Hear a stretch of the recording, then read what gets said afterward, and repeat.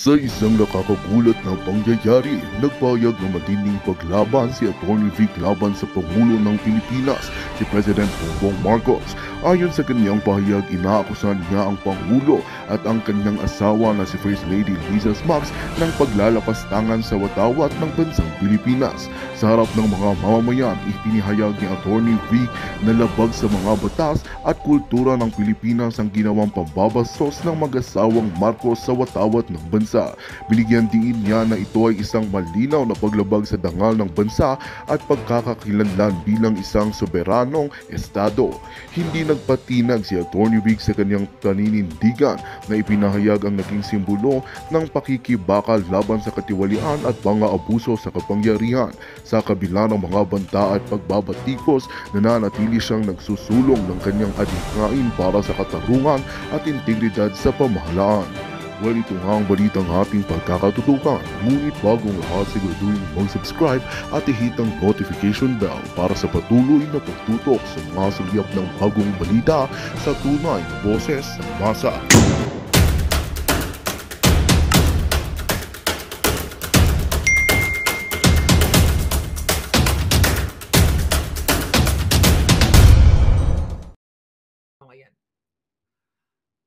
Wow. Yawa lagdameo. Lagmaw, Lagmaw mayo anto ng kadiliman. Kaya nga dark choco, 'di ba? Mukhang bumagay sa kanya kasi ang chocolate ay madilim. Ngayon mga palangga, sabi dito ng emisaryo ni Lagdameo, kung hindi natin makukumbinsi si governor, tatanggalin natin siya. Gagawa natin ng paraan. Tatamnan ng kaso. Imagine mo, kaya tinamnan siya.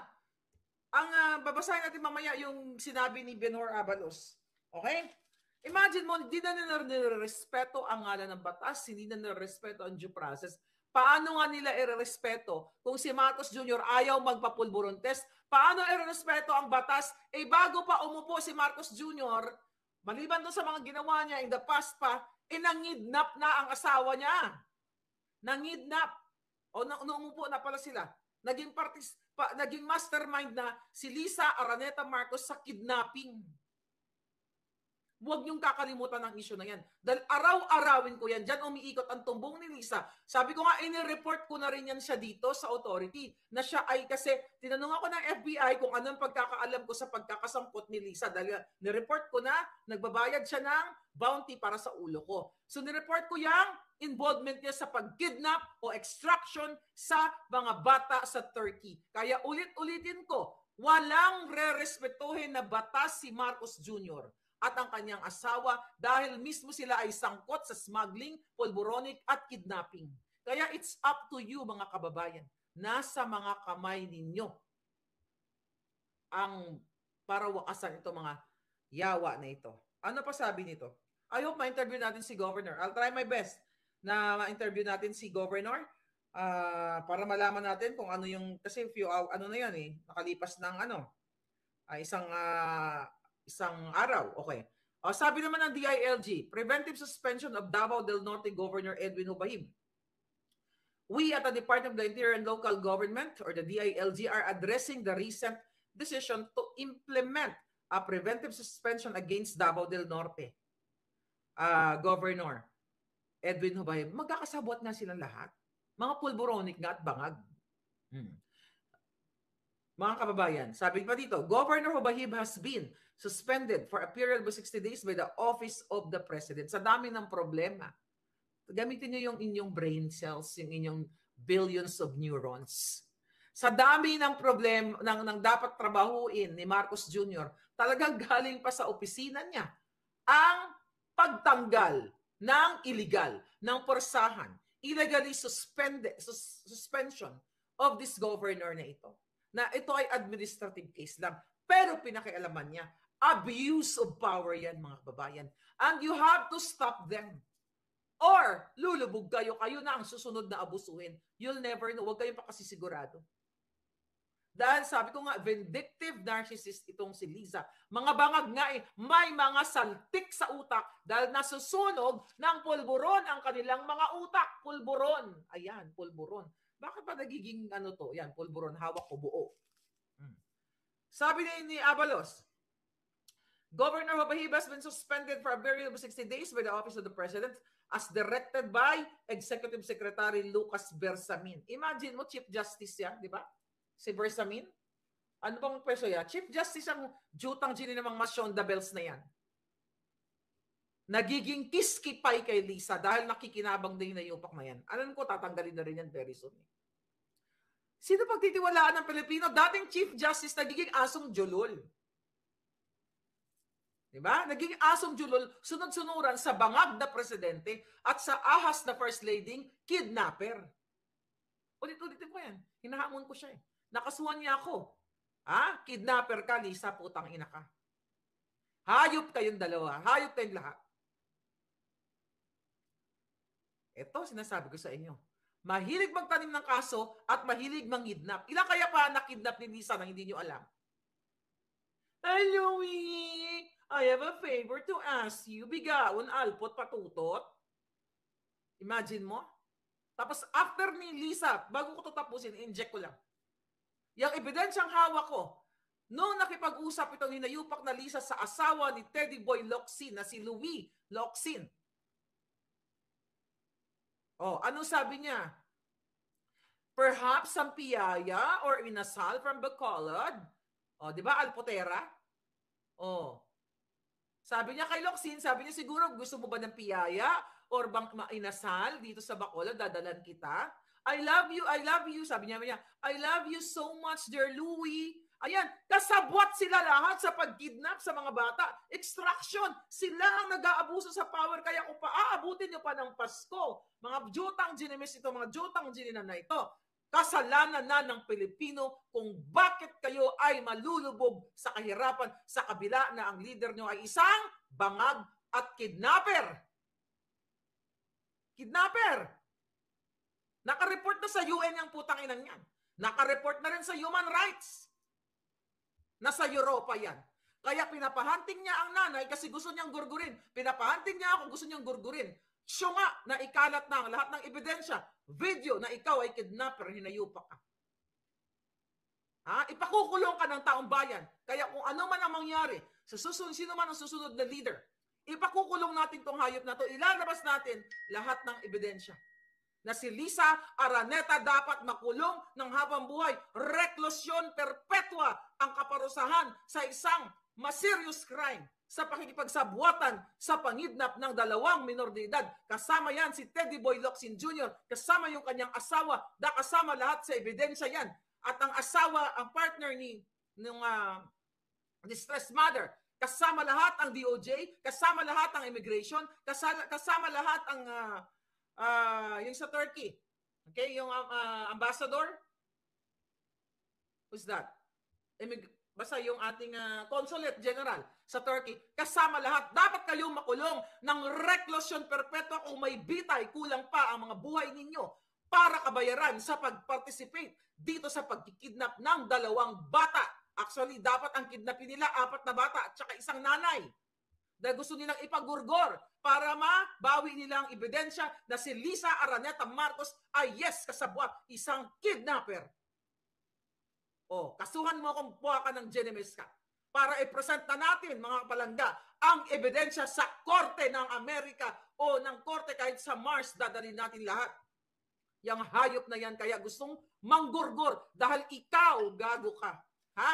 Kidnapper ka, Lisa. Ha? Kasuhan mo ako, hinahamon kita. Ikaw, hindi yung mga tsuwari-warak mo. Nagiatay ka. Wala kang puso dahil demonyo ka. Ngayon itong governor, gusto nyo o tinaniman nyo. Dahil ayaw tinaniman nyo ng kaso, tinanggal nyo ng bawal sa batas. Ang ginagawa niyo dahil ayaw sumunod sa kagdemonyohan nyo. Mga ginayupa kayo. Yeah. Ambassador ng Turkey, yung Henry Bensurto. Yan, kasabwat na yan. Henry Bensurto. During that time. Lahat kayo, kulang ang bitay sa mga kasong ginawa nyo sa Pilipino. Dapat sa inyo, buong, kung pwede lang 100 bitay. Kababayan, we're not gonna stop para panagutin itong mga hinayupak na ito. Suloy natin. Gago ka, Lisa, ha? Sabi pa dito ni itong ngiwi din. Si Abalos, Los. We recognize the challenges faced by our officers during the implementation of the suspension order, and we commend their professionalism and dedication in upholding the law amidst any resistance encountered. Tangina, kayo pa ngayon ang nagkaroon ng challenge. You challenge, ano sabi niya dyan? Okay, the challenges na hinarap. Pang-abuso niyo. Putang ina nyo, kayo na naka-abuso, kayo nang gumawa ng illegal, kayo pa ang naka-face ng challenge. Saan ba kayo pinanganak? Sa impyerno? Mga hayop to mga palangga. Again, you have to move now or never. Dahil ang presidente nyo ay isang bangag ang nag-utos para tanggalin si Governor Hubahim na hindi ko naman kakilala yan. You know? Sa hinagap, hindi ko nga alam na may isang Hubahim. Pero dahil siya po ay siya ay inaabuso ng no less than the pulboronic president, no less than the bangag Lagdameo, no less than the ahas Lisa. Si Lisa ang nagpapatakbo sa Pilipinas, kaya ang lakas niyang loob mangidnap ng bata. Bangag kasi. Sabi nga ni Duterte, umakyat sila sa Malacanang, mga bangag sila, mga jutang ginemis. Ang mga hinayupak na yan. Di ba? Ngayon, kailangan nyong magkaisa. Ngayon, ito mga classmate din sa Pulburon, sabi ni Lawrence. Ano sabi? Yung mga kongreso, Senado, ayun ko tayo mga walang itlog dito, mga kongresa, mga taga-kongres at Senate. Kailan kayo tutubo ng lakas ng loob o ng tapang? Pag kinulam ko na kayo lahat, pag ito tumagos sa inyo, visit kayo, pag nag-effect na yung power nan, tutumba kayong lahat dyan. Di ba? Pag lagyan nyo nga ito ng power para matumba na itong mga jutang ginemis na ito. Protect the Constitution, sabi ni Becky Bex. Wala na nga magpoprotekta ng Constitution, mga palangga. Gusto nga nilang baguhin. Yun na nga eh. Classic example itong si Governor. Mga pakababayan. Sabi ni Barkadahan Forever, wake up people. This going too far. This administration. Yes. Okay. Freddy, thank you so much. Baliw na si Lisa. Tama. Okay, nag-comment. Yes, baliw na. You know what? You know that already. Ngayon, ano pa mga pinagsasabi doon sa na to? Anong tawag dito? Ayun, yung mga dinorobo nila. Okay. Yun, napag-usapan na nga yung, nasabi ko na to, emergency cash transfer na dinanakaw ng mga kasabwat ni Liza na hindi binibigay sa mga benepisyaryo o beneficiaries. Mga palangga. Kaya itong gobyerno ninyo, again, ay isang polboronic na bonggang-bongga. Polboronic, bangag, kidnapper, ano pa, smuggler, andyan na lahat. Imagine niyo isususpend nila ang isang halal na governor dahil ayaw lang sumunod sa kanila, mga palangga. Kaya tama sinabi ni Pangulong Duterte. Imagine mo, nalaman natin kay Pangulong Duterte na yung lupa na ini-enjoy ng mga Florendo at Lagdameo ay isang ninakaw galing sa sa taong bayan. Ayan, dapat yan, kung matanggal na si Kuting, dapat bawiin yan mga ninakaw nila. Yan ang ginagawa ng mga politiko, kaya sila ay pumapasok sa politika, hindi man lahat, para gamitin ang power, ang mandato para mangamkam ng lupa. At yan din ang ginagawa ni Lisa Tanas ni Kuting. Kaya kawawa talaga ang inyong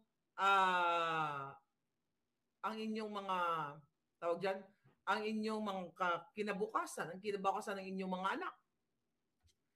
Ay, nako, nakakagalit. Mga palangga, nakakagalit ang ginagawa ng mga ito. Mga kababayan, ikalat. Okay, sabi ni Precia. Roa Danilo, thank you. BBM, Kuting resign.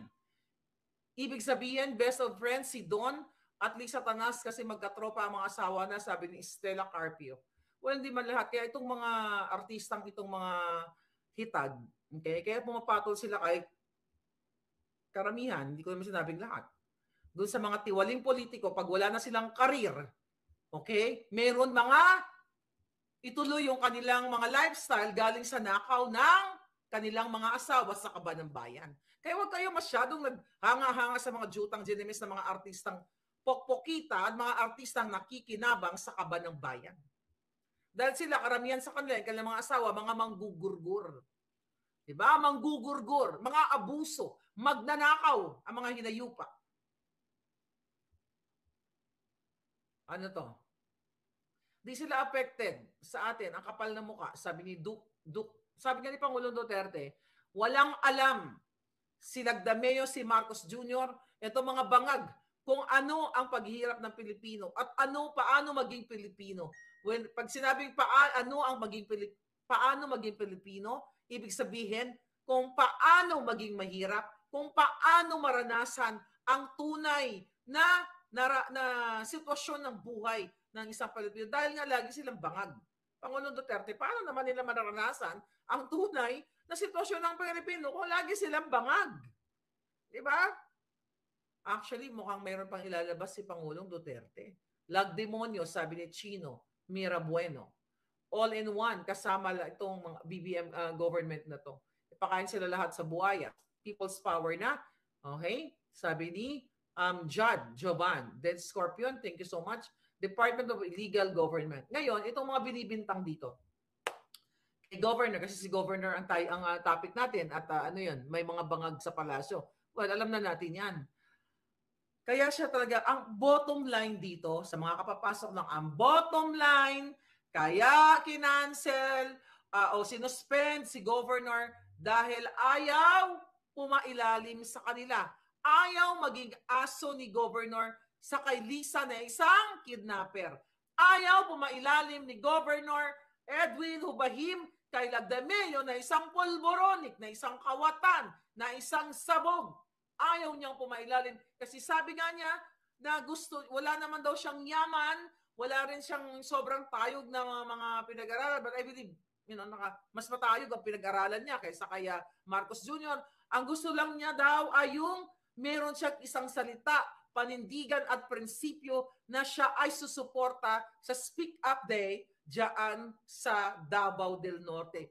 Pero dahil ayaw ni Lisa Tanas, ni Lagdameo Bangag, ni Kuting ang ginagawa, mga palangga, okay? Ang ginagawa na pagtindig o pagtayo ni Governor sa katotohanan, kaya ganawa nila ng paraan, tinamnan, o kaya tinamnan ng kaso na wala naman ang dapat na kaso dahil naayos na lahat yon.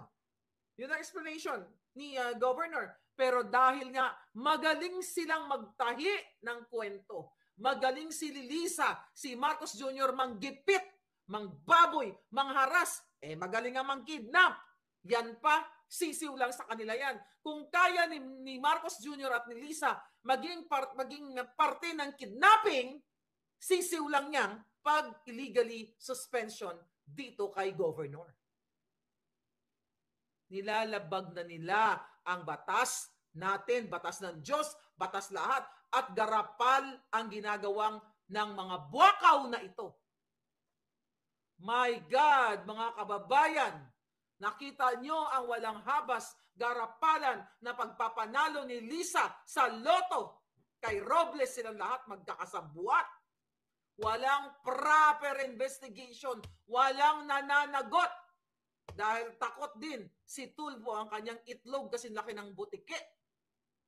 Lahat magkakasabuat. So you have to act now. Joseph Umagap, thank you palangga. Ano gagawin nyo? Men and women in uniform. Mag-speak up na kayo. Binababoy na kayong lahat. Huwag nyo nang antayin na kayo na ang susunod. Imagine nyo, pinagbabawalan kayo humawak ng cellphone. Hindi nyo ma-text, matawagan yung mga anak ko. Ini-implement nila yan sa inyo lang. Yung mga low-ranking officials. Pero ang mga general, baka pati sa opisina nila, may mga babaeng sinutsuk-tsuk chenes. Kayo bawal ang cellphone, pero baka itong mga tiwaling bangag na nakapaligid kay Kuting, baka may mga putatsing pa na nakalagay sa kanilang opisina na tsumutsurba-tsurba dyan. Pero kayo cellphone lang na dapat sana, magamit ninyo in case of emergency, communication. Kasi hindi naman lahat laging may bakbakan. Diba? Pinagbawalan kayo kasi pinagbawalan kayo wag manood ng Bojack TV o ng Maharlika o whatever, ano man ang mga palabas dito sa social media. See? Pero ang mga general ninyo, okay, mga kasabot ni Kuting, okay lang magdala ng mga girlaloo sa kanilang mga opisina at magdala ng pulburon habang nagtsutsuktsaka, nagpupulburon ang mga jutang Genemes. Pero kayo, just cellphone to contact your family and in case of emergency, ayaw nila. See that? Ano? Mga palangga kong brusko. Kailan kayo? Gusto nyo litisin ko kayo? Walang due process. Dito kayo. Lilitisin natin mga hinayupak na yan. Dito sa Republika ko. Ayan. Republika ng Maharlikans. Alam nyo, putangin na, araw-araw, ginaganito kayo. Bell! Ring my bell! Nakauwi ka na ba ng Canada, hitad? Ito, lilitisin ko kayo isa-isa. But again, mga kababayan, sa seryosong usapan, ang sabi din si Scorpion, I like this. Maharlika, ang ipinanganak na may tabak, hindi nagpapasindak. Swak na swak. Gusto ko yan Ano yung sinabi ni Angelica Panganiban? Swak na swak, simang-simak. Ano yun? Nakalimutan ko na. Yan. Saan na yan? Ba't hindi yan titira yung budol? Kaya hayaan mo na siya. Ang mga artista kasi, good ang kanilang serbisyo tuwing election lang. Pag natanggap na nila yung kanilang mga talent fee, wala naman talaga silang pinaglalaban.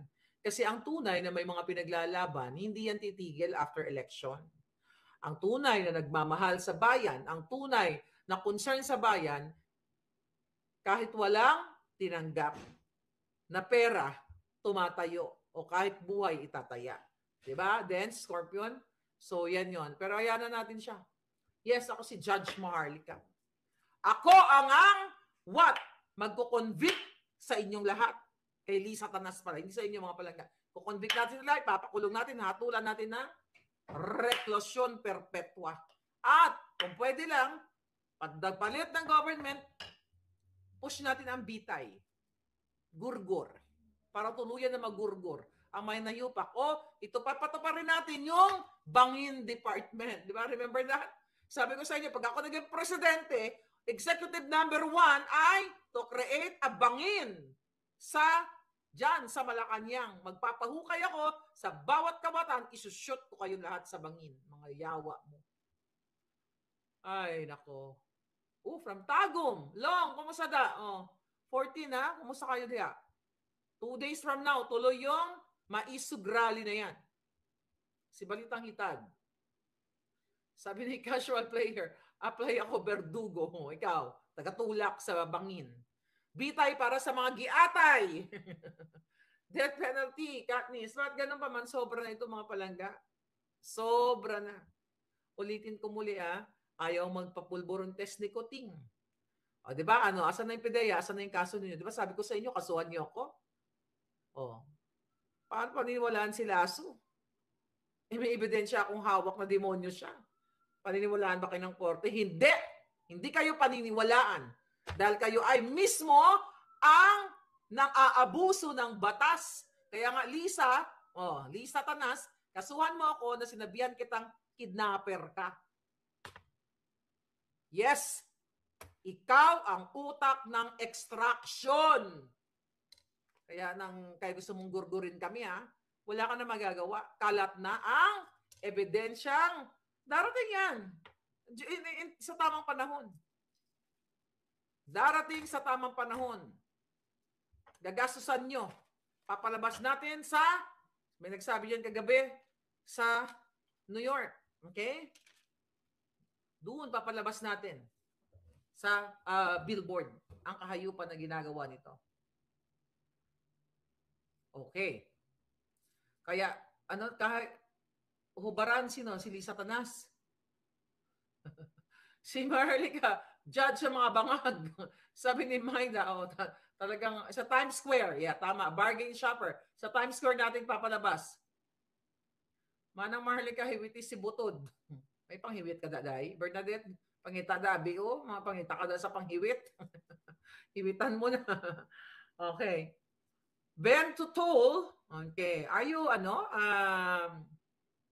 do you call it? Italian? Tutol is Italian, right? Okay. Thank you, Palangga. Ben Tutol. Gusto ko yung apelyido mo. Hindi sila uubra ng bakbakan kay Buljakan. Well, mga sindikato, sabi ni Lawrence, ganun pa man, mga kababayan. We have to fight. You have to speak up. Wakasan yun na. Ito lang naman yung sa akin eh. Every day, mamiss ko lang isang araw, 2 araw, nandito ako, itinaya ko na yung alindog ko sa mga jutang ginimes. Okay? Mga jutang ginimes, mga palangga. So ngayon, kung hindi nyo gagawin ang para sa bayan, para sa inyong mga kinabukasan, sayang lang yung boses ko dito. Kung magpapatuloy pa ng 4 na taon, si Bangag Kuting at si Lisang Kidnapper. Di ba kayo nahiya?